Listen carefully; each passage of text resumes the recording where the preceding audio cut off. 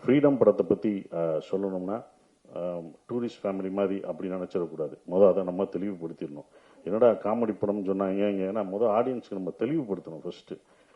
இது என்ன மாதிரி படம் எப்படி அப்படின்றது. ஏன்னா இது டூரிஸ்ட் ஃபேமிலி மாதிரி உங்களுக்கு காமெடியோ ஒரு காமெடி ஒரு எல்லாமே இருக்கக்கூடிய படமாக அது இருக்காது. இது ஜெயிலில் கஷ்டங்களை சொல்ல போகிற ஒரு படமாக தான் இருக்கும். அது தயார்படுத்தணும் ஆடியன்ஸுக்கு. நம்ம ஆடியன்ஸுக்கு என்ன சொல்லணும்னா என்ன ஜானர்னே சொல்ல மாட்டேங்கிறோம்.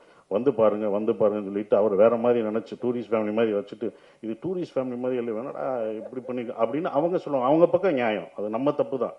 ஏன்னா நம்ம என்ன படம் பண்ணுறோம், இது என்ன ஜானர் ஆஃப் மூவி எல்லாம் அவங்களுக்கு தெளிவுபடுத்திடணும். தெளிவுபடுத்தும் போது அவங்க பார்க்க வரும்போது அதை இது பண்ணுவாங்க. ஏன்னா இது ஜெயில் சார் சொன்ன மாதிரி ஜெயில் படங்கள், எஸ்கேப் டு விக்ட்ரி இந்த மாதிரி தான் நம்ம இங்கிலீஷில் பார்த்துருப்போம், நிறைய படங்கள் பார்த்துருப்போம்.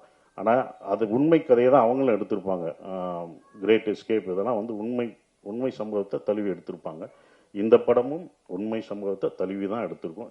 இது 1991 நடந்த ஒரு கதை. 95 வரைக்கும் இருக்குது.